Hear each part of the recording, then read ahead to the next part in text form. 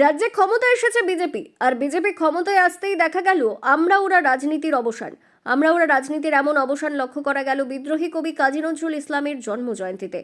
বীরভূমের দুবরাজপুর পৌরসভার power house মোড়ে রয়েছে কাজী নজরুল ইসলামের একটি পূর্ণাবয়ব মূর্তি, যেখানে প্রতি বছর 11ই জ্যৈষ্ঠ কাজী নজরুল ইসলামের জন্মদিন পালন করা হয় এবং তাকে মাল্যদান করা হয়।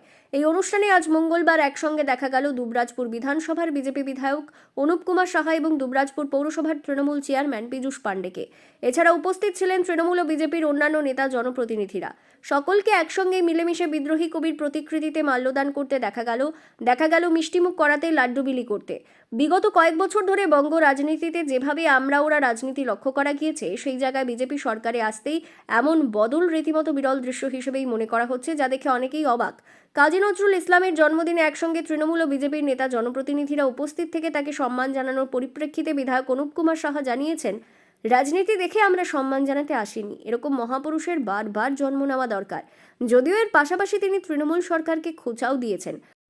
দেখুন, আজকে বিদ্রোহী কবি কাজী নজরুল ইসলামের জন্মজয়ন্তী উপলক্ষে আমরা তার যে মূর্তি, তার মূর্তির পাদদেশে এসে আমরা পুষ্প দিয়ে তাকে প্রকৃত শ্রদ্ধাঞ্জলি জানালাম।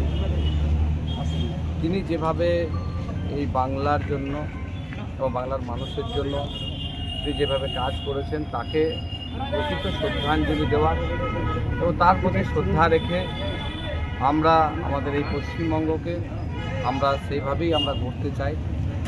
আর এরকম মানুষ জন্ম নেওয়া দরকার আছে, কিন্তু আমরা এই বাংলাতে দেখেছি কীভাবে পশ্চিমবঙ্গকে বিভিন্ন সময়ে বিপদে পরিচালিত করার চেষ্টা হয়েছে। তার মধ্যেও আজকে যেহেতু শ্রদ্ধাঞ্জলির বিষয়, আমার মনে হয় আপামর সবাইকে কোনো রাজনীতি না দেখে একজন মানুষ হিসাবে, পশ্চিমবঙ্গের বাসিন্দা হিসাবে আমাদের তার যে অবদান বাংলার জন্য সমস্ত ক্ষেত্রে, তাকে শ্রদ্ধাঞ্জলি জানানোর জন্য আজকে তিনি সকলকে একত্রিত হয়ে তার প্রকৃত যে আজকে শ্রদ্ধাঞ্জলি সেটা করা উচিত। অন্যদিকে দুবরাজপুর পৌরসভার চেয়ারম্যান পীযূষ পাণ্ডে জানিয়েছেন, ভালো লাগছে আজ এই অনুষ্ঠানে বিধায়ক অনুপ কুমার সাহা এসেছেন। দুবরাজপুর শহরের প্রবেশদ্বার গেটওয়ে যেটা বলি আমরা, পাওয়ার হাউস মোড়, সেই পাওয়ার হাউস মোড়ে দীর্ঘদিন যাবৎ দুবরাজপুর পৌরসভার পক্ষ থেকে আমাদের কাজী নজরুল ইসলামের পূর্ণ মূর্তি বসানো আছে এবং সেই পূর্ণ মূর্তিতে কাজী নজরুল ইসলামের মূর্তির পাদদেশে আমরা প্রত্যেক বছর 11ই জ্যৈষ্ঠ কাজী নজরুল ইসলামের জন্মদিবস, বিদ্রোহী কবি, আমাদের সকলের প্রিয় কবি, সাম্প্রদায়িক সম্প্রীতির অন্যতম কবি, সেই কাজী নজরুল ইসলামের জন্মদিনটা আমরা পালন করি দুবরাজপুর পৌরসভার পক্ষ থেকে সরকারিভাবে।